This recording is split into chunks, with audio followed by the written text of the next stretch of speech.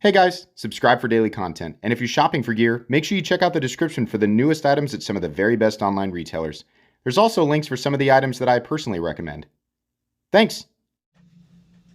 What's going on YouTube? Metal Complex here, and today I've got another interesting knife review / knife overview to share with you guys. This is the Terzuola and ProTech Automatic ATCF, which is really cool. This is the first time the legendary ATCF model by Bob Terzuola, has ever come in automatic form. Really cool. This was a limited run through ProTech. By the time you're watching this video, I very much doubt it is still available unless they do another run of them. But I will link it anyway so that you can go look at it right down in the description. Thanks so much to my generous patrons for supporting me right now. There's a link for Patreon right down below. And please make sure to follow me on Instagram at metal_complex. Let's go ahead and get a measurement of this knife. Overall length of the ProTech ATCF coming in at just shy of 8 inches, about 7.85 inches with a 3.5 inch blade. The cutting edge is about 3.3, 3.35, something like that.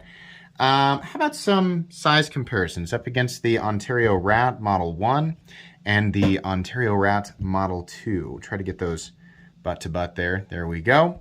So I would say this is a full-size knife closer to the medium range, I guess. Make sense of that how you will. Up against the PM2 and the Spyderco Para 3. It's got a lot more cutting edge than, you know, the Para 3, and even actually more than the PM2. Last but not least, we have the Benchmade Griptilian, or in this case, the Ritter Hogue, and the Benchmade Bug Out. A little bit longer than Bug Out, a little bit shorter than the Ritter Hogue. How's the action on this guy? Woo, man, ProTech in general, if you don't know, ProTech knives are made in the USA, truly made in the USA. This is one of those companies, nowadays, it kind of sucks in the knife world because you hear made in the USA and we always have to question it now. We always do, because there's always people trying to get around what that actually means. ProTech is a company that actually makes their knives in the United States. If you are not familiar, if this is new territory for you and you're curious, like, how do I really know? You're safe with ProTech. ProTech really does make their knives in the USA. Holy moly, does this thing fire hard. ProTech knives in general, I've always said this, they make the best sight-opening automatic knives in the world. And they're well known for having incredible firing power. I always warn people, whenever my real-life friends want to handle a ProTech, I'm like, seriously, hang on to it. And they're like, yeah, I handled the Switchblade once at a gun show, and I know how to... And then they push the button and throw it across the room. It happens all the time. These things fire hard. This one in particular, holy crap, it is freaking powerful. Really satisfying. The action is great. All that ProTech goodness, everything that you love and expect from ProTech knives. Thickness up against the Spyderco Para 3, you can see here it's about exactly the same. Length and height up against the PM2 and Para 3. You can see here it's really not all that cumbersome of an object. Maybe slightly longer in body than the Para 3, even with the little, it's not quite a unicorn horn, it's just the sort of ATCF ramp. Not quite as tall as either the PM2 or Para 3. Definitely shorter than the PM2. Shouldn't be that cumbersome of an object to carry. Materials, what are we looking at? We're looking at aluminum. Ivory micarta, which at first I was like, what is this material? It's so polished and hard. It doesn't feel like micarta at all, but it's really nice. I like it. I also like this tuxedo look. It looks really good. And then for the blade, we have a tumbled MagnaCut blade, which is pretty cool. This is the first time I've seen MagnaCut on a ProTech knife. That'd be Laren Thomas's composition. Very good stuff. Weight. Usually that's what we do after we we go over the materials. So weight on the ATCF coming in at 3.49 ounces, which is pretty good. The ratios on this guy are pretty much perfect. And that's everything, you know, blade to handle, weight, like overall blade to weight ratio, really good. So yeah, most people are going to be pretty okay carrying this thing around. Hardware check, I would do it, but ProTech just loves those hex heads on their pivots. It's fine. I really wish they would just switch it to a Torx, right? Just do a T8 Torx. They got some T6 screws holding down these scales here, and then there's probably a couple of hidden screws underneath. So quite a bit of hardware. Probably at least one hidden screw holding in the pocket clip, which actually you can see in there. I'll get my flashlight. We can see in there there's actually a couple of screws holding in the pocket clip. So if you want to completely disassemble this knife, which I wouldn't recommend because it's automatic and it has a coil spring and they're not super fun to put back together while you're holding everything down, there's going to be quite a few pieces. So just be careful, make sure you have quality tools. I have some linked right down in the description that you can pick up. Of course, it is a torque set, so it won't help with knives that utilize hex pivots. Let's measure blade stock thickness. One sec here, let me find my calipers. There they are. Desk is kind of a mess today. Good thing you guys cannot see it. It's off camera. Blade stock thickness, I'm gonna guess 120 thousandths. That's what ProTech usually does. Yeah, 120 thousandths. So there you go. Ergonomically, yeah, great ergonomics. The general lines of the ATCF are good. There is a small choke up area up here that you could utilize. I'm not too keen on that. I'd rather be locked in safely back here away from the blade. One of the nicest things about, you know, well, it's not, I was about to call it the ATCF ramp, but it's really just a jimped ramp. It's nice because you're actually able to lock in. The problem is that sometimes you want to put your thumb up here and that's not super comfortable like this, right? So if you're going to hold the knife like this, well, then there you go. Most of the time you're going to hold it like this if you're going to be cutting continuously with it. So if you want to lock in, you can definitely make use of that because it is jimped and a ramp. So there you go. Fit and finish on this guy is excellent. It's exactly what you would expect from ProTech. Very, very good, very high quality. Seating of the hardware, everything is excellent. The transition between the aluminum and the micarta in this case is perfect. The seam construction on the back is perfect, everything. The blade is extremely well done. I love the Terzuola blade profile, just like the most classic drop point. Some people are gonna say spear point, whatever you want, that's fine. Really looks nice, wedge up top. There's a flat that runs, 70% the length of the blade. Plenty of durability out of the tip, plenty of material. MagnaCut is very tough stuff in relation to the other, attributes. It's plenty tough, so it'll be good. Love the tumbled finish. The edge comes down to kind of a medium. It's not a super duper thin edge, but it's also not a thick edge. It'll be great for EDC. This is actually not super, because of the size of it, it's not too hard to put away with one hand. Of course, the downside to an automatic knife is that you really, no matter how used to it you are, it's always going to be safer to close it with one hand. One-hand deployment is very easy. You push the button and it's gonna deploy. Holy crap, is it gonna deploy? So yeah, but closing it is kind of a two-hand thing. So these are illegal, if you didn't know, in a ton of places. Here in Kansas, we can carry these.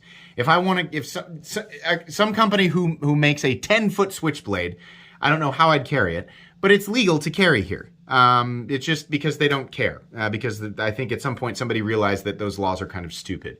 But there are lots of places in the US where switchblades are still very illegal.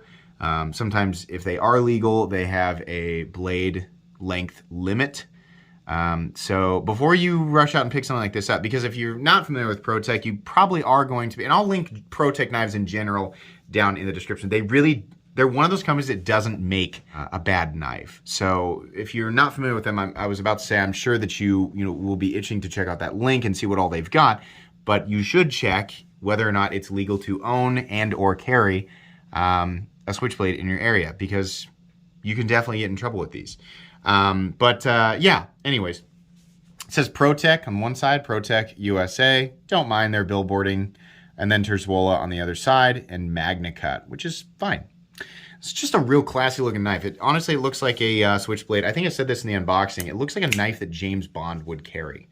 It's a good size. It's a compact size, fairly compact for being a full-size knife. The carry profile is good, right? Just looks good. Everything. I love how this back area looks right here. Just gives it way more character than the standard, standard aluminum ProTech knives. So they're just all black. The pocket clip. I'm going to be honest with you guys. I do not like this pocket clip at all. And it's one of those things where it's kind of like, I'm going to give you my opinion, and I realize how legendary the designer is and that he knows a lot more than me. It's flat out. But as far as my own personal preferences go, I do not like this pocket clip at all. Where is my magnet? So this is titanium, which is cool, right? That's kind of a little added feature there we don't normally get. Titanium pocket clip. And it is recessed into the scales, which is nice. This is almost what I'd call a shallow carry, right? And I understand that that is a kind of a tactical attribute. Okay. I still would prefer that it was carrying a bit deeper and a bit more, up here. We have a lanyard hole that's not being prioritized over the clip, and then the clip is just, for whatever reason, very low. It doesn't have to be deep carry to be good, right? People always think that I mean that the deeper it is, the better it is. No, I think there's a certain level of medium to deep that is good. And then anything beyond that is just kind of like, why do I have to have so much of the knife sticking up out of my pocket, right? That's one thing. Here's the other thing. It's freaking long. What? Why? Why is it so long? That bill is right in the middle of my hand, and it is so pronounced. The swoop is too aggressive. I want it shorter, and I want it mounted higher, and I want a less aggressive bill. Now, pocket clips are a heavily opinion, in terms of like what constitutes a good clip and a bad clip, that's a heavily opinion-based argument, right? For me, I don't like it. If you're watching my channel, I have to assume you care at least a little bit about what I think. So I'm going to tell you, I don't like this clip. It's got a lot of things that I don't like about it. It's just one of those things. It also looks kind of funny on this knife. I gotta admit, it would have looked a lot better, I think, if it was shorter and just positioned differently and not so shallow, right? So there you go. Stop pin is located back here, and we do have some very deep shouldering that's wrapping all the way in there nice and tight. This thing is locking out completely and totally solid, which is great because with automatic knives, especially cheaper ones, you seem to always have a bit of wiggle. Most of the time, not with ProTech. Disengagement is great. There is no pivot lash, and the click into the closed position is nice. It's a little bit different, on an automatic knife. Centering also, that I mentioned, is perfect. Okay, so verdict on this knife? Wait, metal complex, there's one thing that you have left out. What's that? What can I have left? What did I forget? Did the specs, did the hardware check, all the measurements. Gave my opinion on ergonomics. Went over the design, hardware. I already said hardware. What am I missing? Oh, that's right, the price. Did you think I was going to leave that out?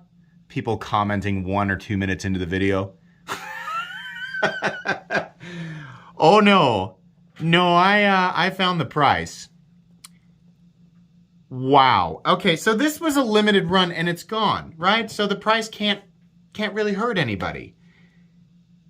I'm still going to comment on it. It was $480. Listen, ProTech, I love you guys. I am a huge ProTech fanboy. I scream ProTech on the mountaintops in YouTube world, right? If you've been watching my channel for any amount of time, you'll probably know, like, Metal Complex is a big fan of ProTech.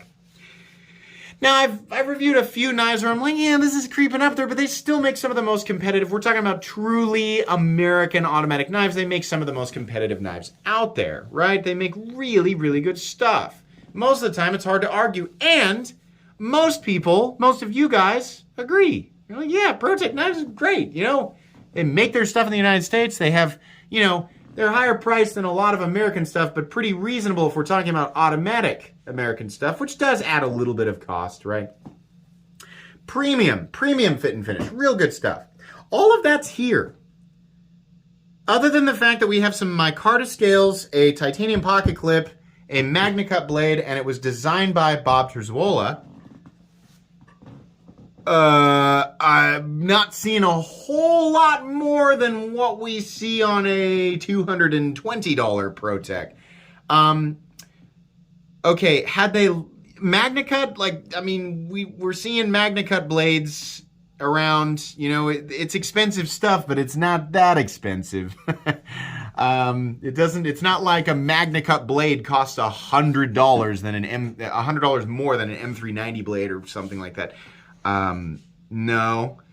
Micarta's just micarta. It's finished real nice, right? There's some added cost in getting it nice and smooth and slick like this. Sure. Pocket clip is titanium, but even all of that made in the United States, even calculating in the inflation and everything that's happening right now, yikes, no. I think I could have choked down a $350 price tag, but $480. What happened? What happened there? What am I missing? Listen, to the people who have these, congratulations. I mean, these are collector's items. That's great. There's nothing here. There's nothing here that justifies anything even close to that price. I had no idea that they were this expensive. I legitimately thought I'm going to look this up and it's going to be $375. That's what I thought. I was $100 off. $105. Wow. I mean, I'm not this, it's not like I'm always right. In fact, very often I'm not, right? I'm right at least 50% of the time. But when I'm wrong, I'm usually not that wrong. So either I'm completely and totally out of touch or this thing is just ridiculously overpriced. I've not seen this before. I've seen, my titanium SNG from a long time ago. My full titanium SNG was like $495. And I remember thinking, that feels pretty high, but it wasn't this over. I mean, you can, we're at that price, we are more than an XM18, which are, I don't think made exactly the same way. I think there's a bit more that goes into a Hinder XM18, a Chris Reeves Sabenza, right? A Demco. This costs more than the standard full-size MG8020 from Demco, right? These feel a bit, ProTech knives are a bit more hyper manufactured, and the knives that I just mentioned are a bit more hands-on. Now, I don't know the exact processes, but I have to assume that these are a little bit less expensive to make. Still high quality, but I'll admit I don't know. But my God, just judging by the pricing on their other stuff, I just don't understand how they got to a $480 price tag. Cool knife. The people who have it, congratulations. This is just way too much money. Yeah, that's pretty much all I have to say there.